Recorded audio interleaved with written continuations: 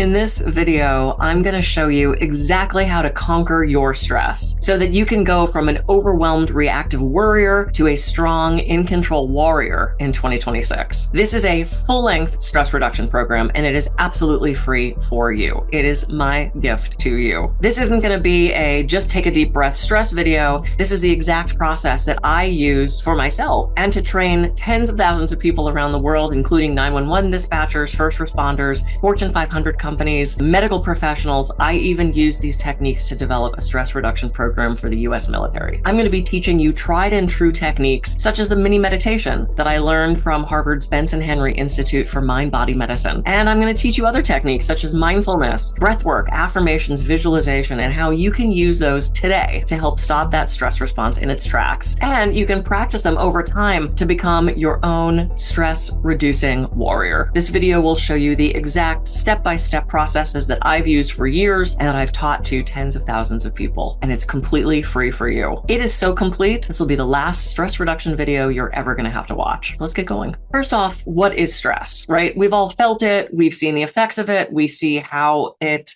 affects our jobs and our family and our friends. But what is stress? The definition I like of stress is a perception. It's also a threat, real or imagined. And in this video, I'm not going to be talking about the real threats, that real, like I'm in harm's way, physical danger sort of thing, right? If you're crossing the street and a car comes hurtling towards you, please do not stop and do affirmations. Please get the heck out of the way. If you're walking down an alley and someone is following you and you're not sure if they're going to hurt you or not, it is not the time to stop, drop, and meditate. It is time to run out of the alley. So those real threats, right? That's one thing. But we also have this perception of threat. I'm a trapeze artist. I climb a 25-foot ladder and I hold onto a very heavy bar and I swing out and I do a trick and hopefully get caught. If not, I drop into the net, perfectly safe. But for some of you, just me saying ladder is freaking you out, right? It's this perception of threat. It's that the boss on a Friday says, I want to see you first thing Monday morning. And we go into this fight or flight response, right? But I have to ask, is this fight or flight worthy? The fight or flight response was not made in response to an email or somebody, being mean to us on the freeway or something happening in the house. That's not what it's made for. It's this huge chemical and physiological reaction. And when we go into this fight or flight response, our heart races and we are prepared to run or fight, right? So for a moment, our heart races, our respiratory rate increases, our blood pressure goes up, our cognitive function goes down because we don't have to remember where we put our keys to run from the bear. We just have to run or fight. Or we go into the shutdown mode, right? And we freeze like the rabbits on my lawn when they're worried that the cat is going to see them. This is what happens to our bodies physiologically. And this is made to be a temporary state. This is made to you heighten, you either fight the danger or you flee the danger or you freeze and they walk away, and then everything reverses and goes back to normal and you rest. Now, I don't know about you. My stress is not this, bink, and then I'm done. My stress is this low grade, sometimes high grade stress that is constant. So when do we rest, right? I'm going to teach you tools and tips and techniques today that are going to help you reverse that fight or flight response and go into what Herbert Benson calls the relaxation response. All of us can do this. It might take a little bit of practice, but it is all within our reach, and I'm going to teach you how to do that. This fight or flight response, if we don't let those chemicals reverse and we rest, it starts to build up. And it is some really, really bad health effects on us, right? We are not meant to have this cortisol coursing through our body. And more recently, we're hearing more about cortisol and weight gain and that belly fat that all of us are trying to fight. Most of that, a lot of that comes from stress.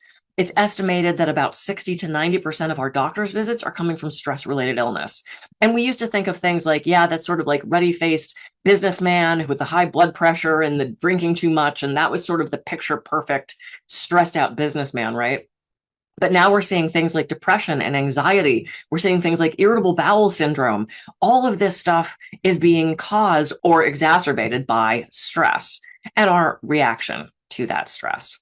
Over 1 million workers miss work every day because of stress, costing employers like over $600 per employee per year. And that might not sound like a lot, but add that up. That starts to really affect the bottom line. Chronic stress destroys our immune system. While we're fighting the bear or running, our immune system boosts just for a little bit in case we get hurt and we have to heal ourselves. But over time, our immune system just gets depleted and it cannot handle what is happening. So when do we get sick?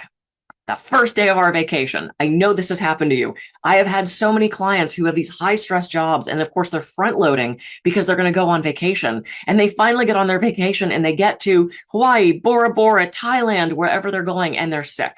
And they blame the guy on the plane or the food poisoning, or it is the stress. Your immune system has been trying to stay strong for so long and it finally just gave up. It's like, I can't do this anymore. I finally get to rest. And we get sick. I have had this with so many of my clients and myself, where we blame everything other than the fact that we are stressed and we are not taking care of ourselves. By the way, if you're watching this and thinking, man, does my team need this? Please click the link in the description below. It'll take you right to my website where we can book a call and I can find out how I can help you and be of service to your team. I've spoken around the world over 350 times, 5 continents, 4 cruise ships, and a handful of islands. I studied at the Benson Henry Institute for Mind-Body Medicine at Harvard, and I've delivered programs to thousands of people, including Raytheon, Merck, the United States Postal Service. I even use these techniques to help create a stress reduction program for the US military. So if you want me to bring this to your next conference or event, go ahead and click that link. Okay, and now back to the content. I want to go over just some of the warning signs of stress because this is really, really important. And our body seeks something called homeostasis. Our body tries to normalize all of this stuff so that we can function. It's not unusual, right, for us to walk around with our shoulders up to our ears and then someone says relax and we go, oh, I didn't even know they were up there. We don't notice this stuff anymore, right? So from a physical perspective, we can get headaches. We can get dizzy. We might have a racing heart. We might have sweaty palms. We might find our breathing quicken. Our heart races. Our shoulders are up to our ears. We're clenching our jaw. We might have to pee like every 15 minutes. Maybe we haven't had a bowel movement in 2 weeks, which is not normal, by the way. We'll cover that on another time. You might find grinding teeth, clenching jaw, clenching hands. There might be behavioral things. You might be crying. You might be feeling desperate or hopeless. You might find that habits pick up that are not great for you. You might be smoking more, drinking more, chewing gum. There might be road rage or addiction starting to show. These are signs that things are wrong in our body. If you find that you are lost your sense of humor and you're no longer taking pleasure in those things that you once took pleasure in, you know something's wrong. And so often we can't see these in ourselves because, like I said, the body tries to normalize this stuff. Sure, it's normal that all these things are happening. And you go to your doctor and you give them some of these symptoms and they go, you're over 40, which is not an answer, by the way. All of these are signs of stress. So if you see these in your friends, your family, your colleagues, your coworkers, your kids, it is time to reach out and say, hey, so-and-so, hey, Mary, I've noticed that you seem to really be losing joy in things that you used to take pleasure in, and you're crying a lot, and I've noticed you're smoking again. Is there anything you want to talk about? This is a time to get curious, not judgy, right? We want to help the people around us in the same way we hope that they would help us. I do a lot of radio and TV, and I had called into a show in Chicago. And the host of the show said, Dr. Gruver, why don't we start with some of the warning signs of stress? So I went through some: drug use, boredom, anger, road rage, memory loss, loss of sense of humor, all of these things. And there was dead silence on the other end of the phone. And nothing says good radio like absolute dead silence. So I was like, okay. And I waited for a second. And after a few seconds, I said, oh no, did we lose our feed? Are we off the air? Do you need me to call in again? And another beat or two. And he goes, oh no. And I said, oh, do you need me to call back in? And he goes, no, I'm stressed. I had no idea. He seriously did not recognize that those things were symptoms that he was suffering from that he didn't realize were affecting him at such a deep level. It was basically his body, his mind, his soul going, help, help, please, please. I am experiencing things that I can no longer handle. Help me, pay attention to me. And for any of you who are parents out there, if your kid wants your attention and they start yanking on your shirt, it's only a matter of time that you ignore them before they start ripping things off shelves and throwing a full-blown tantrum. This is what your physiology is going to do if you don't pay attention to these warning signs.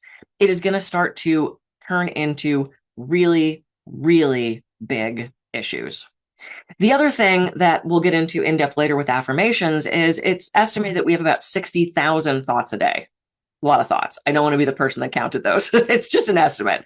And it looks like we have about 50,000 of those negative. Okay, I don't do math. I was a theater major, but I've been told that's 80%. 80% negative thoughts. That means 80% negative things that we're looking for, 80% negative things that we are programming our body with. And we say we want joy and love and prosperity and abundance and health and love. And we're programming lack and fear and shame. Why are we doing that to ourselves? Well, I'm going to give you some great tools in just a second to help with that. After all of that, here's the secret I'm going to tell you. Stress is not the problem. And I know you're sitting there going, but Kathy, you just told us about all this stress and how bad it is for us. 100%. But stress is not the problem because we can't control the stress. If we could control it, we would, and then it wouldn't be stress. It would just be this other thing.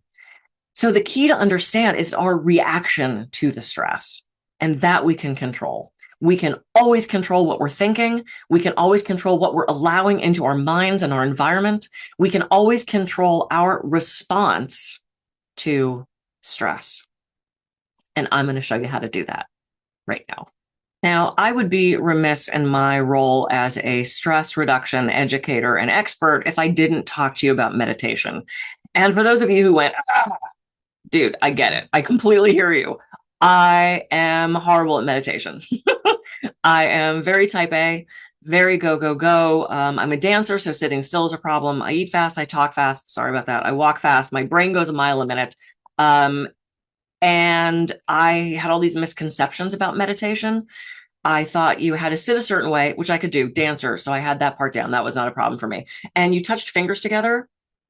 And I didn't know which one. And I didn't know if you touched the wrong one, like you got sucked into an alternate realm, like a video game. That was mildly terrifying. And you put your tongue somewhere, back of the teeth, up on the roof of the mouth, way back there. That didn't feel good. I could never figure that out. And then you looked back here, like you rolled your eyes back into your head, but you had your eyes closed. And that always gave me a headache. And you had to slow your breathing down and you had to blank out your brain. And if it itched, you couldn't scratch it. If it cramped, too bad. And then you floated away into a million bubbles. This is what I thought meditation was. And I sucked at it. My entire life, people said, you should meditate, you should meditate, you should meditate. First off, just as a side note, from a communication perspective, any sentence that starts with you shouldn't say, because that seems judgy, right? You should do this, you should do that. You better do this, you better do that. I would actually get curious. Have you considered, have you thought about, what do you think of, what do you know about? And it wasn't just that people said you should meditate. No one told me anything more about it. No one told me the how, the why, the when, the what it looked like. And so with these misconceptions, when I would meditate, a couple different things would happen, right? So I would decide I'm going to meditate. I'd get into the cross-legged position, A+ points on that. I would pick a finger, hope for the best, and one of two things would happen. I would close my eyes. This would be my inner dialogue. Okay, we're finally doing this. It's a Tuesday. We are going to meditate. Okay, meditate, meditate, meditate. We're going to meditate. Shh. Nope, you're thinking, see, you're supposed to stop that. No, see, you suck at this. This is why we don't do this, because this is really stupid. Okay, be quiet. No. Okay, you got it. Nope, that's a thought. No, yeah, no. Now you're thinking about not thinking. I don't think that's right. What is that? Is that a car alarm? Oh my God, of all the times, why is our car alarm going off now? Okay, wait. Is that my car alarm? I don't even know if I have a car alarm. Of course you have a car alarm. All cars, they come with car alarms. Yeah, but I don't know what my car alarm sounds like. I should break into my own car to see what the car, they have a button for that on the thing. Okay, well, later we'll figure out what the car alarm sounds like. Okay, no, you know what? Screw that. I want a new car. You know what? I've been working really hard. I have a PhD now. I should get a new car. I want a Beamer. I should get a Beamer X5. And oh my God, I would look so good in this like bright blue, and like 20 minutes would go by and I'd have this whole fantasy about this car I'm going to buy. And I was going to drive up the coast and have lunch with friends and it was going to be amazing. Or this would happen. Oh, I got to call that guy back. And I would do what I called, and I loved it, my to-do list meditation. Perhaps either of these scenarios sound like you. This is incredibly common. And because I teach this mostly to type A overachievers like myself, this is the stories that I hear, these misconceptions and the inability to do this. But I really love this to-do list meditation because I thought if my meditation had the ability to blank out my brain enough that I could remember something on my to-do list that I would get to cross off and get a dopamine hit, This was amazing. I did this every day. I'd put my pad of paper next to me with a pen. I'd sit down, I'd pick a finger, I'd do my to-do list. And I told people about it. And finally, this woman goes, yeah, I don't think that's what it's for. I was like, damn, because I really like it. So when I found myself sitting at Harvard for the first time at the Benson Henry Institute for Mind Body Medicine, the meditation teacher came out and she was incredible. Beautiful woman. She had like this funky fashion sense of like 30 bracelets and all these crazy skirts and this head of kinky curly red hair. And she was awesome. And she talked like this. It was very soothing and very comforting and very, very slow. And my Capricorn type A was losing my mind. I'm like, finish your sentence. It can't be this hard. But she did a lot of really cool meditation videos and visualization stuff. And this is just how she presented that. I typically don't talk like that when I do my meditation recordings. Anyway, she said, now we're going to meditate. And I thought, crap. Here we are. I'm going to suck at this. And why would I do something I'm not good at, right? None of us like to do things we're not good at. I was raised by my father who wanted a boy and got me. Very competitive man. And one of his favorite phrases was, if I can't win, I don't want to play. This is my background as an only child type A Capricorn person. I was getting it from all sides. So when she said, now we're going to meditate, I thought, oh, here we go with the feet and the fingers, and the tongue and the eyes and the bubbles. This is going to be awful. And she said, there's only 2 rules of meditation. Wait, 2 rules? I think I could probably handle 2. I hoped one was sitting, because again, I had that part down. 2 rules of meditation. Concentrate on something repetitive. And when thoughts intrude, dismiss them without judgment. That's it. I thought, wait, it can't be that simple. But what if it is? What if it is that simple? When thoughts intrude, this was so exciting to me. Because I had always heard if thoughts intrude. Well, damn it, every 3 to 5 seconds, our brain has something really important to tell us. And if it doesn't have something really important to tell us, it makes crap up. It'll remind you of your 3rd grade hamster. And where'd that guy go that you ran into that one time at that cafe? And why didn't so-and-so call you back? And I wonder what's for dinner. And has my leg always felt like that? What's that taste? These are the things our brain does. We find our identity through our thinking. I think, therefore I am. I wish you wouldn't have said this because it screws up a lot of things. Thoughts really get us into trouble. We'll get into that later. So she teaches us this mini meditation. Concentrate on something repetitive. When thoughts intrude, dismiss them without judgment. And I'm going to teach you exactly the way she did for us. So I'm going to have you, if you're in a safe place to do so, just let your eyes close. This will just take a minute or 2. So let your eyes close. Please don't do this if you're driving or if you're operating some sort of machinery that you need to be paying attention to. Wait and do it when you can actually close your eyes. But if you can, close your eyes. And I just want you to concentrate on your breathing. Just noticing it.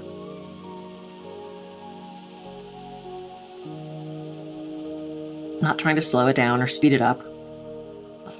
Really just paying attention. And on your next inhale, I want you to think, I am.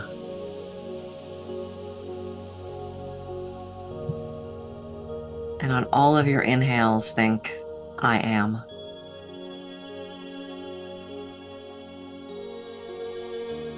And on your next exhale, think, at peace. And on all of your exhales, think, at peace.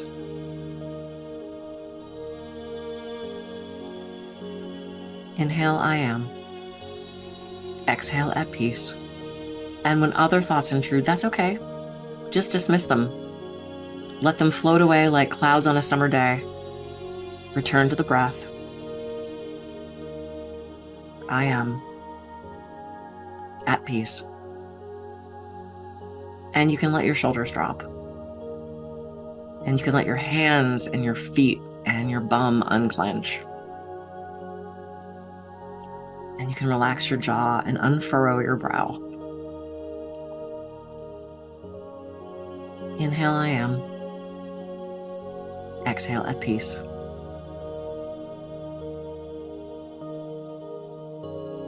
Other thoughts just float away. I guarantee they will be there when you open your eyes.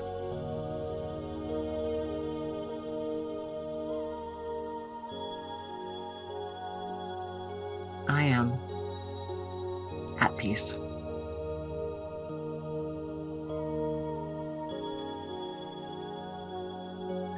Go ahead and do one more big inhale, I am, exhale at peace, and open your eyes and come back to the room.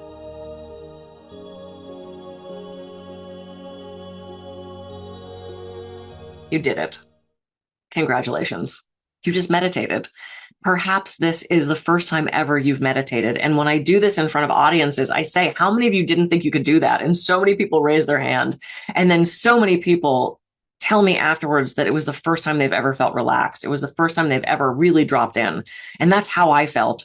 Because when the woman in that room said, how many people think they can't meditate? She looked right at me. I was in the front row because I'm that kind of person. She looked at me, though, like I had a blazing type A on my chest. And I tentatively raised my hand and she looked down at me and went, which I thought was kind of judgy for someone teaching meditation. But at the end, when she said, take a deep breath, open your eyes, I went, because I finally got it for the first time. And I waited a little bit and realized, wait, she's not saying anything. I hope she, oh my God, is she waiting for me? And I open my eyes and she's standing there looking at me and she gives me this knowing nod. She could tell that that worked. And so for those of you who never meditated before or thought you couldn't, try this. Make this part of your day. If you have 10 seconds, if you have a minute, if you're wondering what's the next thing you should check on social media, because there might be a new funny cat video, and there always is a new funny cat video, take those few minutes to do this. I do this throughout my day. I do this before I started recording today. I do this before I see clients, before I get on stage. It does so many incredible things for us. It helps stop the fight or flight response. It helps reverse all of those side effects of stress.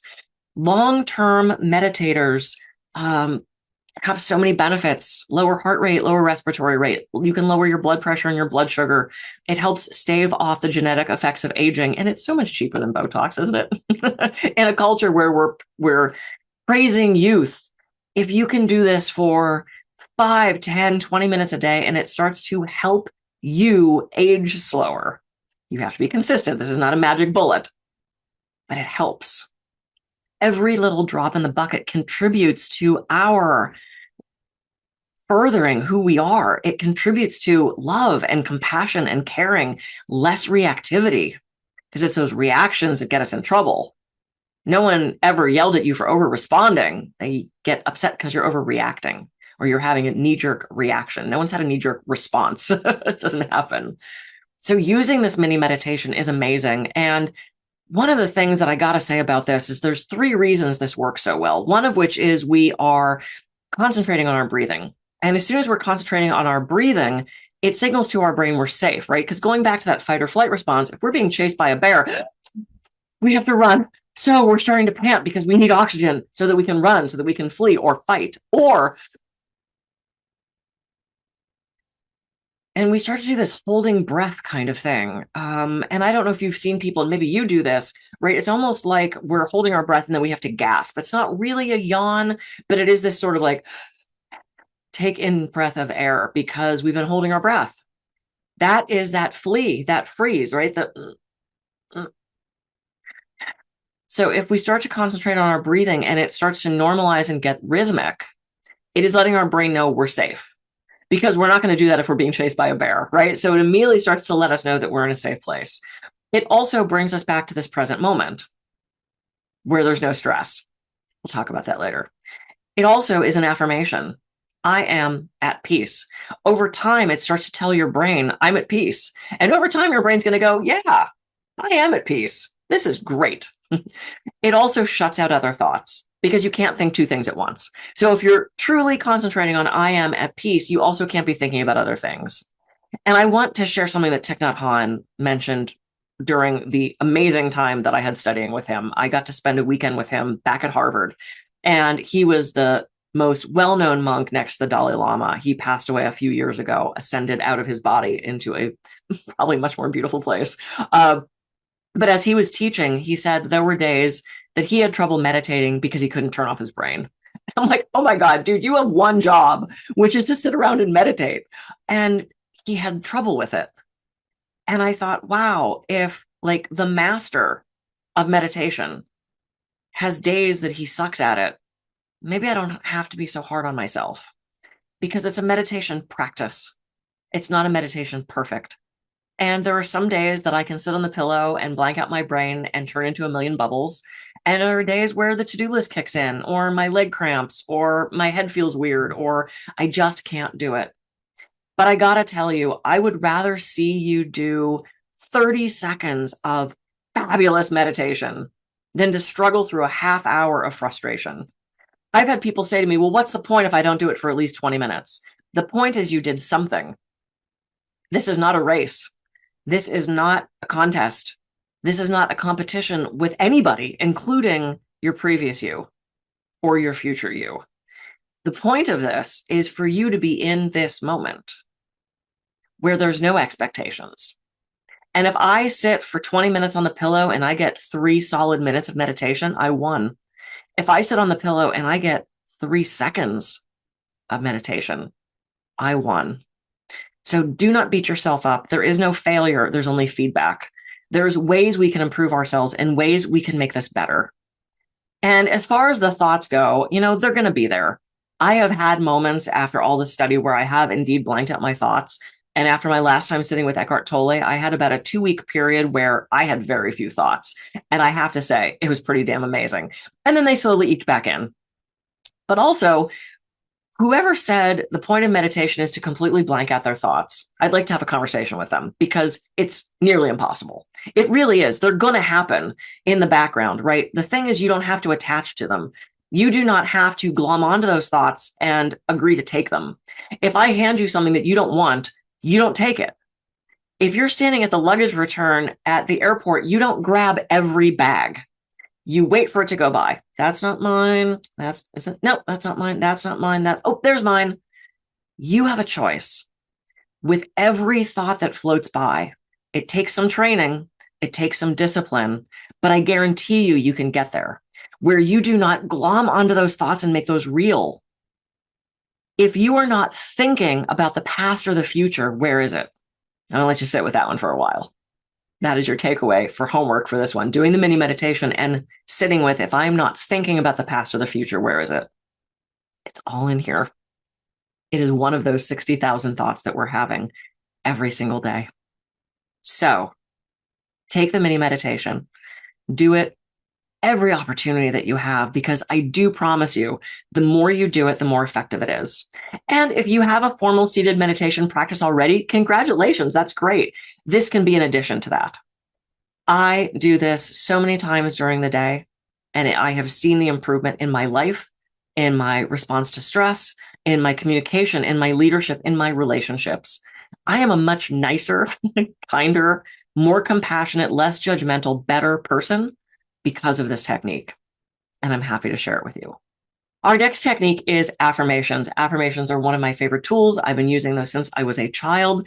And I'm going to explain to you why I like affirmations, how to do them for the optimal. So when we mentioned earlier that we have about 60,000 thoughts a day and 50,000 of those are negative, a lot of negative thoughts, and negative thoughts lead to more and more negative thoughts. And so we say we want things like prosperity and abundance and joy, and we're programming lack and poor health and fear, right?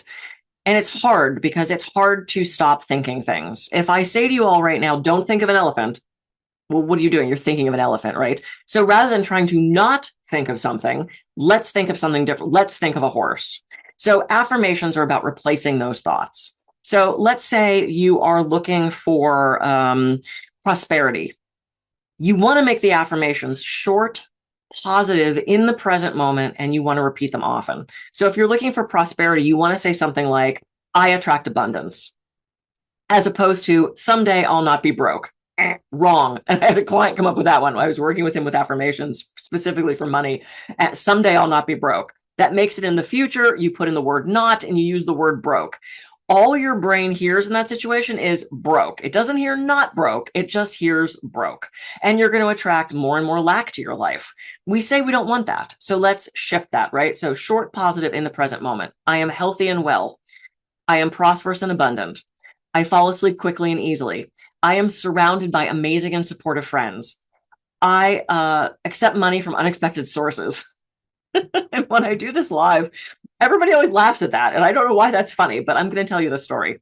So many years ago, I decided that I wanted to make more money. I needed to make more money. Now, I believe that we are all deserving of prosperity and abundance, whatever that looks like for you. But I needed more.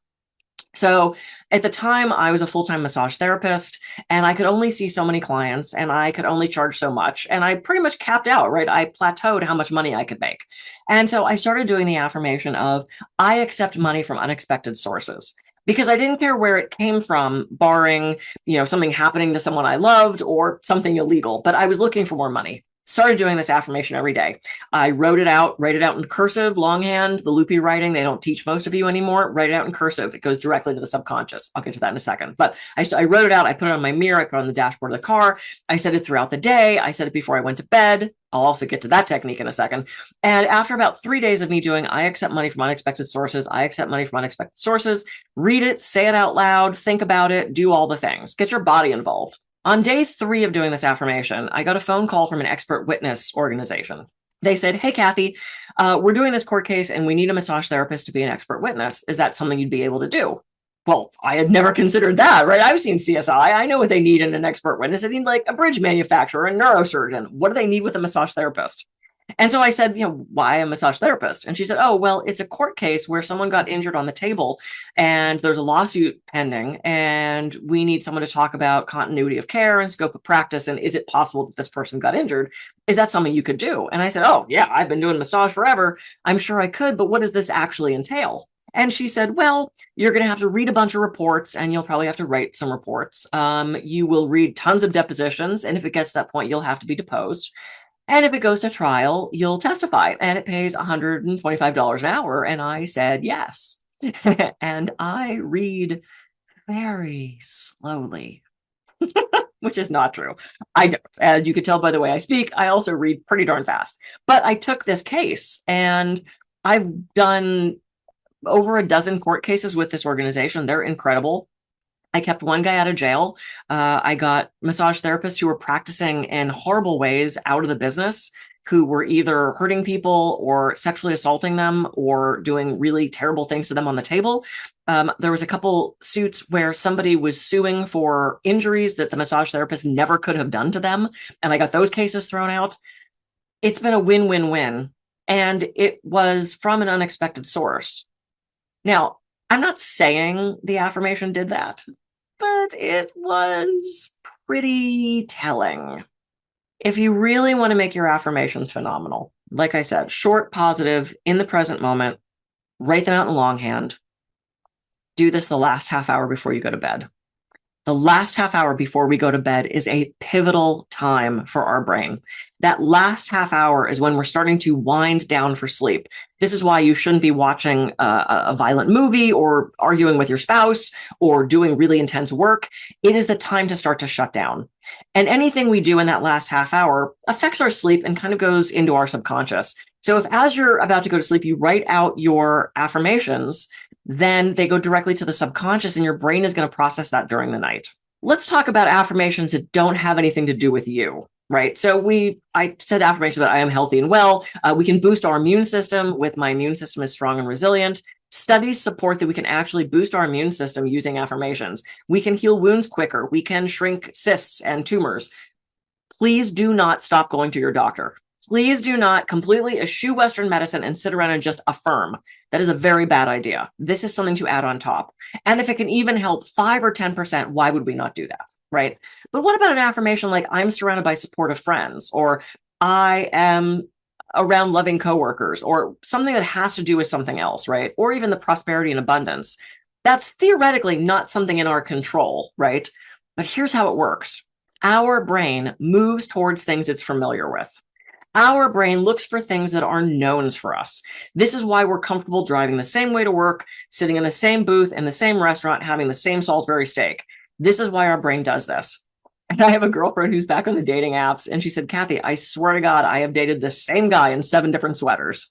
She keeps picking the same guy over and over again because there's some part of her brain that goes, oh, I know that guy. I know that guy. I know that guy. So doing affirmations starts to shift what is known for us. If we say, I attract positive people in my life, your brain's going to go, oh, okay. And it's going to shift you so that you start attracting positive people. It's going to shift your perspective and your outlook and the knowns that you have in your brain to start to give you the things you want. It's the law of attraction. That's not what this video is about, but this is sort of where affirmations fit in, right? And because our brain doesn't understand the difference between what we're thinking about and imagining and what's actually happening, affirmations can be pivotal for us. And for those of you who might be more like, typically men fall into this category. No offense, guys, but it's just true. The kind of, oh, this is too woo-woo tree hugger shit. Okay, I totally hear you. But let me tell you who does affirmations. Olympic athletes, professional athletes, judges, attorneys, CEOs, people in high-powered companies do affirmations because they work. And I'm a huge NFL fan. I grew up in Pittsburgh. I am a Steeler girl. And you know, with 3 seconds left on the clock, at a tie score, that field goal kicker hopefully is looking at those uprights and visualizing, doing an affirmation, having their anchor set, having their keywords, listening to the music that gets them going to kick that ball through the uprights. Because if they're saying to themselves, I suck at this, the whole team's going to hate me, I can't believe, it's going to not go. It is not going to go. You have to be in that zone. Affirmations help with that. Mindfulness, stress reduction, all of it helps with that. We are so much better at our game when we are focused and in that zone, right? Studies support affirmation for sports performance too. There's been studies with free throws, with dart throwing, with high jump. They did a really cool study with high jump where they actually put like sensors on the muscles and people had a deeper knee bend and a deeper explosion off the mark when they were affirming as opposed to when they were saying they can't do this. You get more bullseye saying, I have a bullseye, I have a bullseye, I have a bullseye, and throwing it than you do saying, I suck at this, this is dumb, I can't do it. It's just science. It's just how our brain works. So there's a couple other ways to use affirmations. I love the affirmation, I have plenty of time. Any of you feel like you need more time in your life? Time goes really fast, right? And there are times that we have a deadline or something due and we really want more time. If you say to yourself, I have plenty of time, you get more time. Now, I have not found a way to bend time, except I sort of have. Because when I put my hands off the computer and I sit back in my chair and I say, I have plenty of time, what that does is it stops the fight or flight response. It stops that urgency. It stops that hurried, that rushed. Because it's when we're in that state that things go wrong. My mother's favorite phrase was more hurry, less speed. And as a little kid, I didn't know what that meant. More hurry, less speed. Aren't they the same words? Right. Basically, what she was saying is the more you rush, the more you screw things up. That was clearly illustrated when I was in college and I had to typewrite a paper. We didn't have printers yet. We had to type everything out. And if you messed it up, there was whiteout and tape and all this stupid crap. But I typed up this entire paper that was due the next morning. 30 pages or something ridiculous like that. And as I was rushing, I was stressed. I didn't do it in time. I was losing my mind. It was like 2:00 in the morning. And I got up because I was finally done. And I kicked over the 64 ounces of Mountain Dew all over the paper. And I had to start typing it again. More hurry, less speed. When you're rushing and you're not focused and concentrated, that's when you send off the contract with no signature. That's when you send off the envelope with no contract in it. That's when you send off the email with no attachment. But they're getting smarter. The email's now saying, hey, doofus, you said the word attachment. You want to put that on there? And I go, thank you. So it's getting better at telling us. So now the last thing I want to say about this is this concept of the Loopy writing, right, of the cursive. I don't know that we yet know why this works, but studies support that when we write things out in longhand, to-do lists, we get more accomplished. Goals, we tend to meet them faster. Shopping lists, they just did a study recently where they took two groups of people and they had group A write out the shopping list by hand, and they had the group B people either type it in with their thumbs on their phone or on their computer, and then they took the lists and said, go to the store. And the people that wrote out their list in longhand remembered, I think, like 20% more things on the list than those people that typed it out. There is some connection to the brain, right? If you write your to-do list out, you get more things done. Hey, any to-do list people out there? I know you're watching. Okay, how about this? Do you write it out in longhand? Okay. Do you ever go to cross something off your list and you realize that you didn't write it down? So then you write it down and just simply cross it off? Yes, yes, I want credit for that. That is a dopamine hit that I am taking credit for. I do that all the time. I walk up and go, oh, I finally did the thing. Crap, it's on there. And I cross it off. Here's the joy of affirmations. Let's say the things that you're affirming don't readily come to you. There's no side effects. It doesn't cost you anything. There's no prescription required. And what it does do is it stops that fight or flight response. It puts you in a more positive track, because when we think positive things, we are more apt to think more positive things. The more negative stuff we think about, the more negativity we find. It's our brain. It rewires that way. If we have two thoughts, if we have a thought, two parts of our brain connect for just a second. When that thought ceases, the connection ceases. So there's this little trail of dust. I like to picture it like the Milky Way, right? So these two parts of the brain, thought, little bit of dust, thought stops, the dust just dissipates. But if we continue to think that thought or that theme of thoughts, then that dust starts to get more solid and it forms a whole new connection. It's called neuroplasticity. So it's hard to unwire the brain. Affirmations help. The more you do these affirmations, the easier it's going to be to rewire your brain. It puts you in a different state. I don't know if any of you have ever been snowshoeing. That first person that's doing the snowshoeing, trudging through that really deep snow, it's really hard and it's really strenuous. By the time you get to the end, that pathway's formed and you're like, la, la, la, la, la. You just walk, right? It's not as it's still strenuous, but it's not as hard. If you try to get off that path, you get dragged right back in. This is what our brain is doing with the negative thoughts. This is how affirmations can help you. Write them down. Do them throughout the day. No side effects, no prescription required. And I guarantee you're going to start to see results. Next technique, visualization. Visualization is really, really cool. And I learned to use it when I was in high school. I was a theater kid and I was in a summer stock production of Oklahoma. For those of you who ever did theater, especially summer stock, you probably did Oklahoma. I think we all did Oklahoma. And this was especially exciting because this was not a school production. This was an out of school production. This was a community theater kind of thing where this was going to rocket me to stardom, right? I'm sure the agents from LA were going to flock to the Red Barn Theater in Pittsburgh to watch me do a chorus role in Oklahoma. I was sure this was going to be my discovery, right? And about a week before the show opened, I started to get sick. And I knew I was getting sick because there was that tickle, that tell that meant something was happening. And so I'm sure I was being a very melodramatic 15-year-old. I had a big thing of tea and I had the honey bear and I had lemon and I had cough drops and I was, and I was acting like that. And at one point, another cast member comes up to me and he says, "Oh my God, are you okay?" And I said, "No, I'm sick and I can't get sick because we're opening next week and this is my big debut and I have to sing and I can't be sick." And he goes, okay. Have you ever done visualization? And I just looked at him because I'm like, I am 15. I don't know what you're talking about. And he goes, "Oh, right. Okay. Do you daydream?" And I said, "Yes. And I'm an only child, so I can talk to myself too if you need me to do that." And he goes, "Perfect." He goes, "I want you to visualize your immune system." I'm like, I, again, don't know what you're saying to me. And he goes, "Oh, okay. I want you to picture a place behind your heart. I know that to be the thymus gland, the seat of the immune system." He said, "I want you to picture this place behind your heart. And I want you to picture white light there, growing and glowing, bigger and bigger, brighter and brighter. And I want you to picture it rushing up into your throat. Have you ever seen those movies where the cavalry comes rushing down over the hill to save the day?" And I said, "Yeah." He goes, "That's what I want you to picture. Can you do that?" And it'll be battling and taking away the virus, the bacteria, whatever it is. And I went, "Sure. Why would I not try that?" So I get home that night and I'm laying in bed and I put my hands up to my throat and I picture this white light behind my heart. And it gets bigger and bigger and brighter, and it has this sort of cooling feeling to it. And I pictured it rushing up into my throat.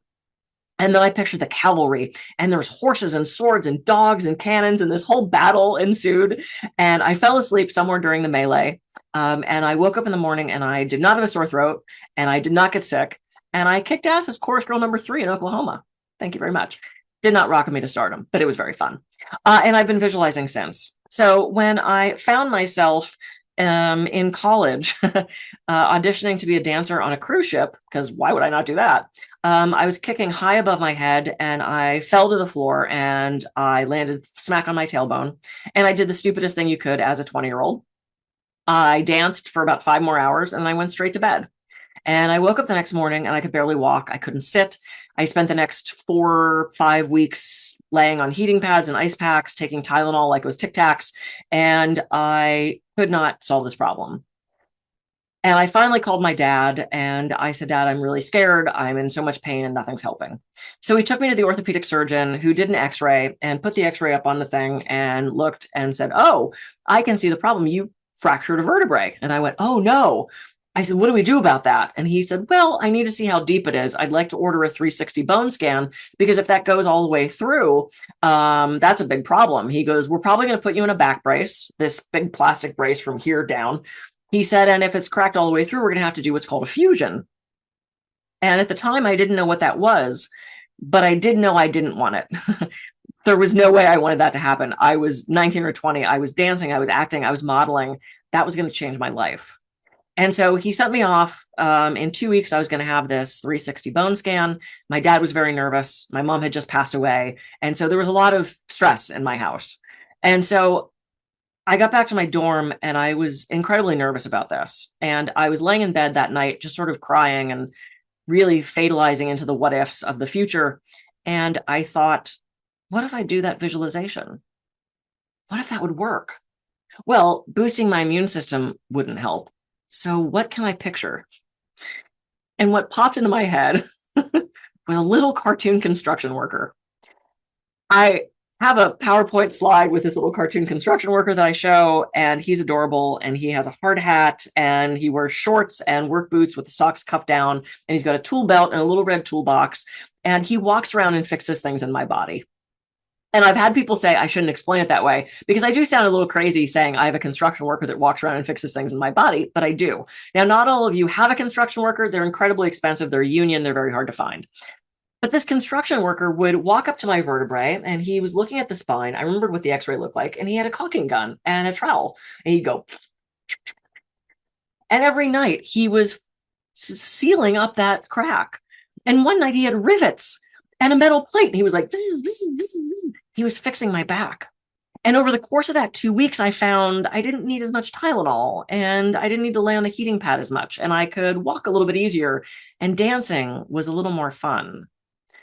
And I do the 360 bone scan. And a couple of days later, I find myself sitting in that surgeon's office and he puts up the x-ray and he puts up the bone scan and he goes, okay, so here we have the crack 1, 2, 3. And here on the bone scan, we can see 1, 2.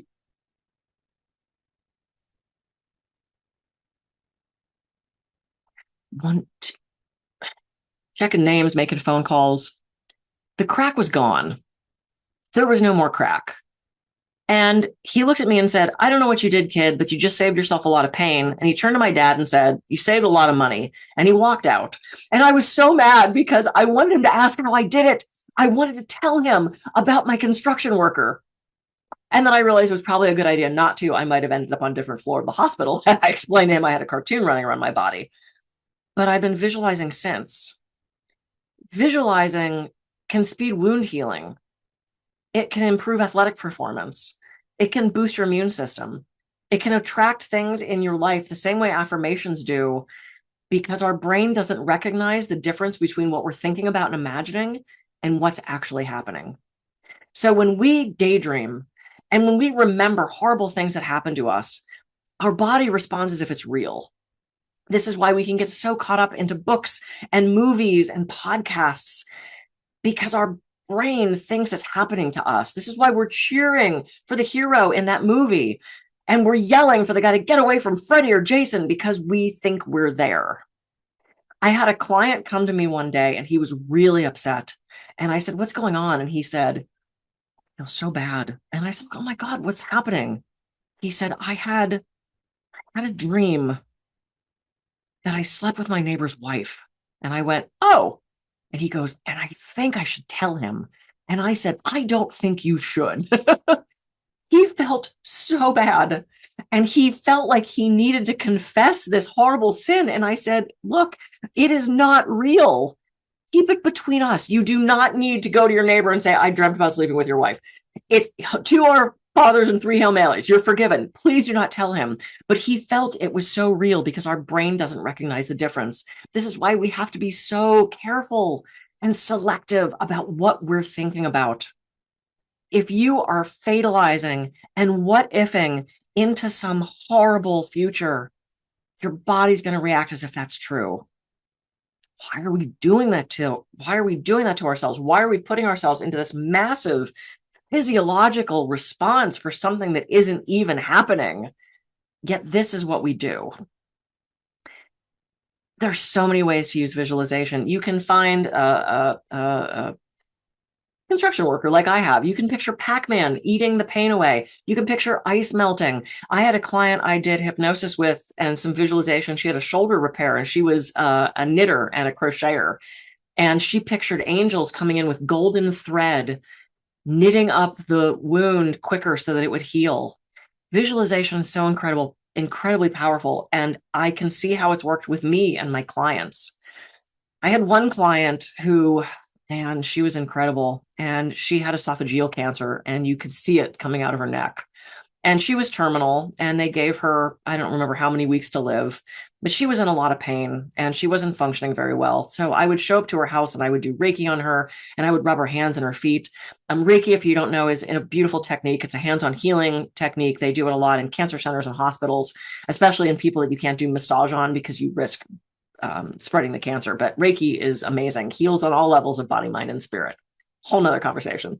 But I would show up and I would do Reiki on her and I would say, one day I said, do you want to visualize? And she said, yeah, oh, that would be so great. And I said, well, what would you like to visualize? And she said, oh, I don't know, give me something. Yeah, we want to customize our visualization, right? There's been times where people have said, picture a battle, and the woman was in a concentration camp in a previous part of her life. And so you have to be really careful with visualization, customize it for you. But I knew this one pretty well. And her house was filled with angels. She was an angel herself. And I said, well, how about this? How about we picture angels swooping in and carrying away pieces of the tumor? Does that work for you? And she goes, yes. So I would do Reiki on her and she would visualize these angels coming in and carrying away the tumor. And she started to feel better and her voice was less raspy. And she started walking on the treadmill slowly, but she could do it. And she threw a dinner party. And she went to the doctor a few days after and they did a CT scan and it showed not only had the tumor not shrunk, it actually grew and they gave her 2 weeks to live. And to the day, on that 2 weeks, she died. But what the visualization did for her, and she told me this, she said, in a place where I'm being told what to do and what's going to happen to me and how this is going to go, visualization was the one thing that gave me any sense of control. When she was visualizing, she felt like she had a modicum of control over what was happening to her. And though the visualization didn't provide her curing, it sure did provide her healing. And I have to wonder if the doctors wouldn't have said, it grew you of 2 weeks, how much time she would have had. We're so programmable. We are so programmable. So visualize for health, for prosperity, for abundance. A couple ways to visualize. There's something called a progressive muscle relaxation. It's exactly what it sounds like. You start at your feet, you work your way up, you relax parts of the body. Some people like to flex it and relax, and some people just visualize it. It's a beautiful way to fall asleep. It's also a good way as sort of a scan, a body scan is what Jon Kabat-Zinn calls it, to see where in your body you're holding tension and pain. You can go on vacation. You want to go on vacation? Be so great right now, right? Especially during COVID when we couldn't leave the house. This was so key for so many people. If you close your eyes right now and you visualize yourself sitting in a chaise lounge and bring in all of your senses, you can feel the warm sun on your face. You can feel your toes digging into the sand and maybe past the warm sand down into that cool sand. Picture yourself taking a sip of your favorite frosty beverage, that coolness hitting your throat, the flavors there. The fresh smells of the ocean, maybe some coconut oil wafting down the beach, the sound of the birds in the sky, and the ocean lapping up on the shore. If you do that for 5 minutes, once a week, your body thinks you took a vacation because it doesn't recognize the difference between what's actually happening and what you're thinking about. It's an incredible tool. Visualize outcomes, visualize how you would like things to go. See yourself shaking hands and saying, thank you for that promotion. Visualize the date going well because it's going to put you in a place where you're more receptive. where you have changed yourself to be more positive, to be more successful, to be less stressed and less reactive. So that's how visualization can work for you. All right, everyone. Next technique, mindfulness. We hear a lot about mindfulness. There was a couple of years ago, that was deemed the year of mindfulness. So we're experiencing this more than ever, and I'm happy about that. Mindfulness is a little bit different than meditation. Sometimes people interchange that, and there is indeed something called mindful meditation. But mindfulness is going about an activity with curiosity and focus and engaging all of your senses. It is agreeing that you're going to let the thoughts go and you're just going to be present to what there is in front of you. There's a couple different ways to do this. So you can either concentrate on one sense. So you could close your eyes right now and just notice what you're hearing in your environment. I hear a bird outside. I can hear a light hum of the air conditioner. I can hear a car coming down the alley. This embeds us in this present moment. You could you can open your eyes if you close your eyes. How do my arms feel on the chair? How does my butt feel on the seat? How do my feet feel in my shoes? What am I seeing right now? Seeing is harder because our brain wants to define it. It's really hard for me to look at this and not say, oh, that's a pen, right? But what I can do is I can look at this pen and notice how the light is glinting on it and how it moves and how that changes. Oh, I can actually see myself in the tip of that pen. We can get lost in that, right? If you need to be present, those are a couple of ways to do it, doing that mindfulness. The other thing we can do with mindfulness is take a task. I like to recommend one that you have to do every day anyway. Brush your teeth, hit the cat, take a shower, do the dishes. If you're going to do the dishes mindfully, agree to yourself that you're just going to do the dishes. You're not going to listen to a podcast. You're not going to talk to a friend. You're not going to daydream. You're not going to fantasize. You're just going to do the dishes. And then bring in all of your senses. How does the water sound as it hits the sink? Can you hear the bubbles crackling? Can you hear the dishes clinking? Take a deep inhale. Can you smell that orange or that lemon scent wafting out of the sink? How does the water and the soap feel on your hands? Is it hot? Is it warm? Is it too cool? Is there a little bit of food left on the dishes that maybe you missed? And open your eyes. What do you see? Can you see the bubbles forming in the sink? And I don't know if this happens to you every time for me. I put the bottle of soap down and this little bubble goes bloop, and it like goes on a journey. And if you follow that bubble, it goes higher and higher, and you can see a little bit of light hit it, and then a rainbow kind of swirls around it, and then it goes poof, and it pops with this little spray of water. And after a while, you've realized that you meditated and you've blocked out other thoughts and you're more present.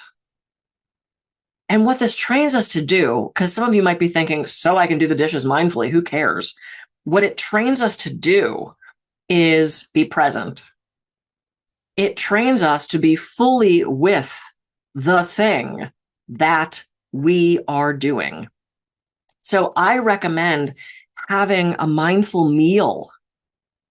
Take a piece of chocolate or a piece of candy and look at it. What does it sound like? And what does it smell like? Then put it in your mouth and hold it there. Don't chew it or swallow it yet. Then, after you've really gotten the flavor and the texture in your mouth, then chew it and swallow it. This is a beautiful way also for us to control if we all eat too fast. Most of us eat too fast. If you eat too fast, if you're on a weight loss journey, mindfully eating can make a huge difference. I did this in a group of people for a conference. Everybody got a little piece of chocolate and we ate it mindfully. It was a teeny little square, just a square of chocolate. Now, I don't know about you, but it's the I just can't have one kind of thing. Like one square doesn't do it. So everybody put this in their mouth and we spent 5 minutes eating this one square of chocolate. And at the end, I said, how many of you want more? And only one person raised their hand. It was so satisfying. And That was all we needed. That was all we needed. When I had the joy of studying with Thich Nhat Hanh, it was incredible because he just sort of glowed. We thought there was actually special lighting. And when we really looked, we realized, no, that was just his mindfulness. That was just his presence. And we ate a mindful meal with Thich Nhat Hanh and his monks from Plum Village. And it was one of the most incredible experiences I've ever had. Truly one of the most incredible experiences I've ever had. Did you ever notice when you're trying to find an address that you turn off the radio because you're looking for something? What does the radio have to do with it? Well, it's our concentration, right? It's our mindfulness. It's too many things happening in our environment that we cannot do. Mindfulness takes us to a place where we can respond rather than react. Mindfulness takes us to a place where we are more present with the people around us. Mindfulness is something that rolls forward, not just to us, but to everybody else. It's mindfully eating. It's mindfully speaking. It's taking that pause and weighing the option of what we're about to say or do. It is not letting the thoughts rule us. So going back to my thought of who cares, we can do the dishes mindfully, that rolls into other things. If you can do the dishes and not let those thoughts intrude, then you can do other things and not let those thoughts intrude. Mindfulness allows us to learn better. It allows us to bring in all of our senses, better communication, better leadership. When was the last time you mindfully kissed your spouse or mindfully said, I love you to your child? All of this rolls forward. And presence begets presence. And that's what we're about to talk about. Now let's talk about presence. So we talked about all these amazing techniques, and we talked about mindfulness, which leads us to presence. And I had a client who had a quote once of, if you have 1 foot in the past and 1 foot in the future, you end up pissing all over the present, which I thought was an amazing thing to say, right? In this present moment, there is no stress. There just isn't. The stress is behind us in things that we're worried about and we're dragging along with us. And in the future, in those what ifs that keep us up in the middle of the night. We've all done that. Why do we never what if the good stuff? Why do we never come out of a dead sleep and go, what if I win the lottery? We don't do that. It's what if the taxes are audited? What if the kid fails math? What if mom has to move in? What if my husband gets laid off? What if he says yes? What if she says no? These are the what ifs that we worry about, right? And this is what our brain does. If our boss says on Friday, I want to see you first thing Monday morning, oh, there goes the weekend, right? That's what we're thinking about. But again, is that fight or flight worthy? That is not what the fight or flight response was meant for. The fight or flight response was meant for an actual physical threat to us, not an email, not a concept, not a perception. I have a client who told me once she hated Sundays because that meant she had to go to work Monday morning. Girl, that's on you. That has nothing to do with the bad boss or the coworker that makes stinky lunch or the loud woman next to you. That has everything to do with your brain. Why are you ruining an entire day thinking about something that's not there yet? We do this to ourselves all the time. All the time. Eckhart Tolle says, it's not our situation that we're unhappy with. It's our thoughts about the situation. I'm a huge fan of Eckhart Tolle, very wise man. It's not the situation, it's the thoughts about the situation. If you're standing in line at the grocery store and there's a long line and it's not moving, it's not the line that's upsetting us, it's the dialogue. Man, I always pick the wrong line. This is so stupid. I'm going to be late. I just needed one thing and now this lady has to write a check and she can't remember the date. And that's all here. This is all on us. This is all what's happening up here. 50,000 negative thoughts. They are eating us alive. Absolutely eating us alive. I had a client who is an HR director. I don't know if any HR people are here watching, but I had a client who was an HR director. She was incredible at her job. She was compassionate and caring and just absolutely amazing. She hated firing people. I mean, I don't know anybody that likes that part, but she was especially bad at that. And on a Monday, she was told she had to fire this guy on Friday. And she was dreading that. One, she hates firing people, but two, this guy in particular, they had just brought him into the organization and he was doing a great job, but there was a whole reorganization and they decided they didn't need his role anymore. So she had to tell him. And it was especially bad for a couple more reasons. One of which was, well, they had just brought him into the organization and he had just picked up and moved to Santa Barbara. Really hard to do. They had just bought a house. They just got married. I'm not making this up. They just had a baby. And it was like 6 weeks before Christmas. So all of this compounded on this poor woman, and she wasn't eating and she wasn't sleeping and she was having crying jags and she was having diarrhea and constipation and she was vomiting and she was dry heaving and she was crying. I mean, it was a week of hell for her. And so finally Friday came. She couldn't get this over with quick enough. She sat him down in the conference room and just ripping off the proverbial Band-Aid says, "I'm so sorry. We've eliminated your position and we have to let you go." And she waited for this reaction. And he looked at her for the longest time, took a deep breath, and said, "Oh, thank God, I found another job and wanted to quit, but wasn't sure how to tell you all." She drove herself crazy with the what ifs. Haven't we all done that? Why suffer twice? Why are we dragging this possibly negative future into the now? Why are we ruining this beautiful present moment? Why are we thinking about that the cat will be dead someday, or that man might leave, or that woman might stay? Or why? Why are we doing this? We're ruining the now, thinking about the then, and worrying about the future. We get to create what we want. Why suffer twice?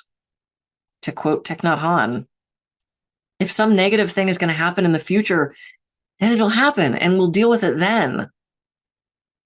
But we're suffering in the present moment for something that hasn't even happened yet, that might not happen. You get to choose where you put your focus. You get to choose what path you take, what you look at, what you let into your reality, what thought you hold on to. You get to do that.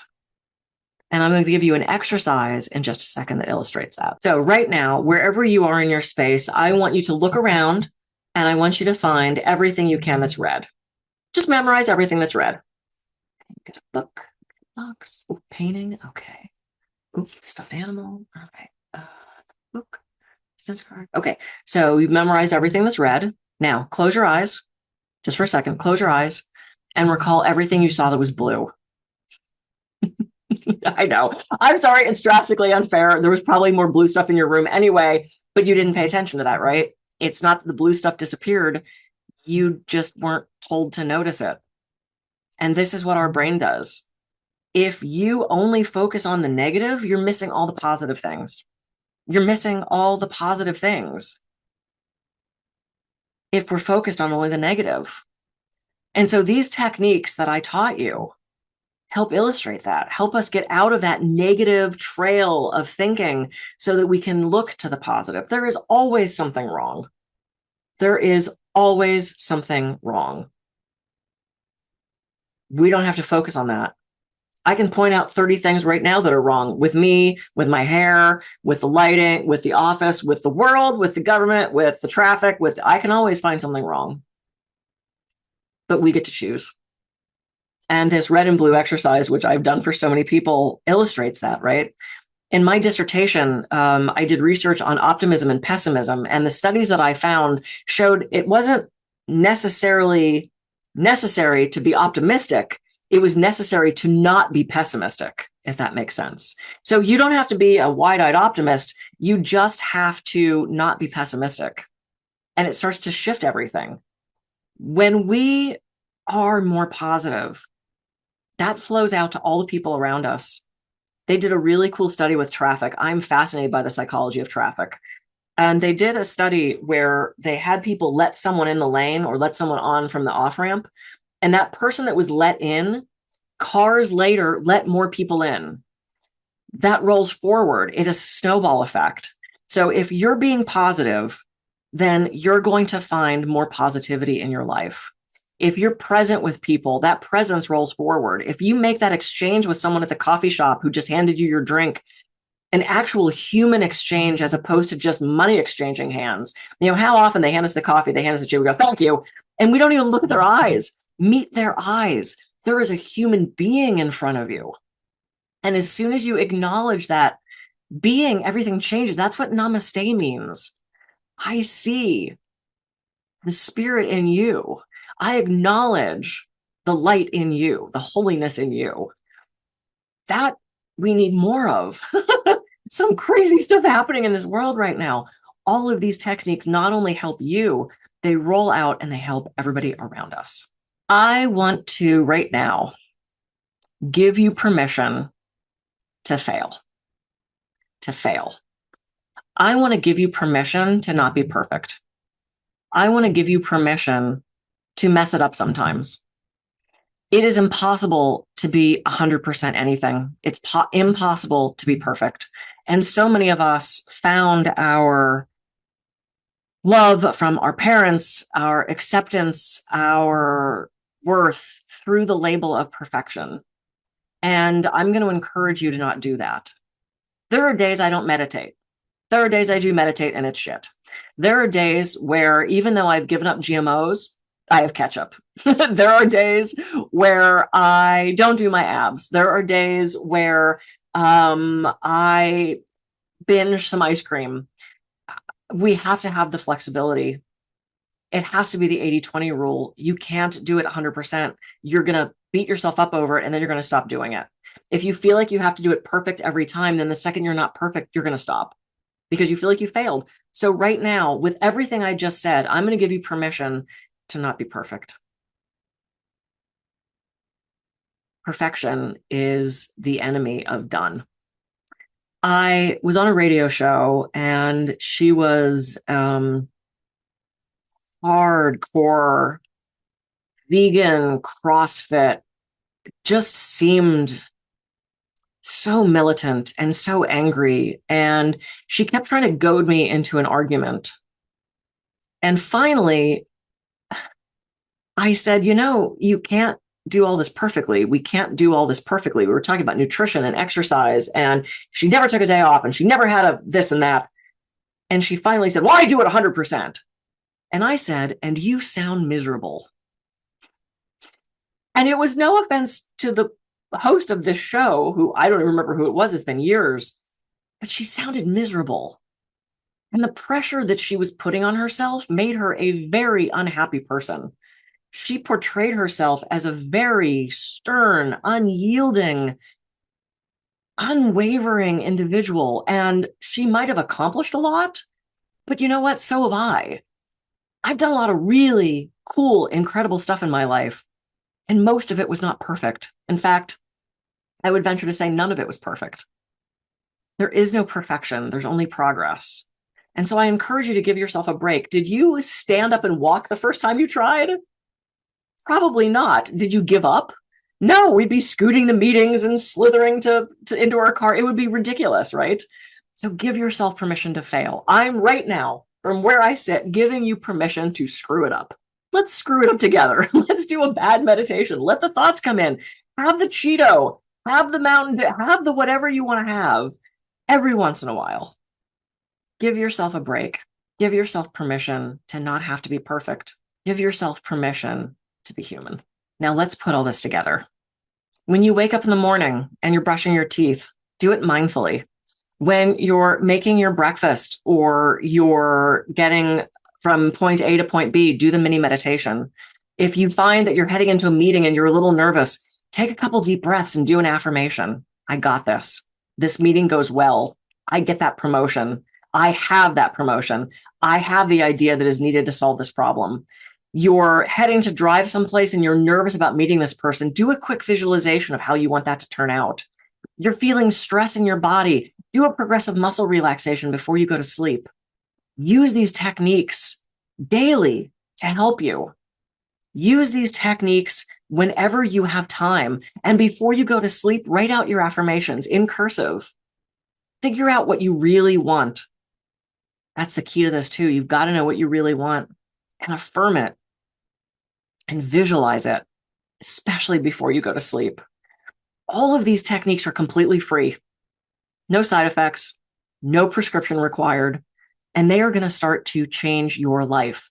And by changing your life, the lives around you are also going to start to change. You get to stand as an example. You get to be a beacon of stress-free light for those people around you. And remember, you're not always going to be perfect. If you screw up your affirmation or you don't visualize quite right or you go a day without meditating, wonderful. But what you have done starts to accumulate. It starts to grow and build. So if you can find time every day to do these simple techniques, they're simple. They're not necessarily easy. You do have to practice them. And know that over time, things are going to shift. I'm an example of that. I went from a perfectionist, high achieving, gifted student, type A, beat myself up because I had to be perfect. That was the way I was going to get love. And now I realize that I get to get love just because I'm me, because we're all worthy of that. No matter how perfect we are all worthy of that on a very deep level. And using these techniques is going to help your communication, your leadership, your relationships, personal and professional. So every day, use these, whichever one works for you, but do something. Because I care about you and I care about this world. And all of this is helping to make things a better place. All right, everyone, that is literally everything I know about stress reduction, from the mindfulness, the meditation, the affirmations, the visualization, breath work. This is everything I know. And if you enjoyed this program and got a lot out of it, imagine what it's like when I deliver this in person to your team. I have been on stage over 350 times worldwide. I'm a 2-time TEDx speaker. I have trained thousands of people in stress reduction and mindfulness. I developed that stress reduction program for the US military. I've spoken for first responders, high achievers, corporate executives, medical personnel, and the average person. Doctors, nurses, veterinarians, anybody that's dealing with stress and wants to up their performance has been in my audience. And it is my joy to be on stage delivering this to you, tailored and catered to what you need from me most. If you've got a conference, a corporate event, a team retreat coming up, and want me to come speak to your group, go ahead and click the link in the description below. It'll take you right to my website where you can book a call directly with me, and we can work out how I can be of service to your organization and how I can do this work in person for you. Make sure you like this video and subscribe for more on stress management, communication, and peak performance. And I'll see you soon. Have a healthy day.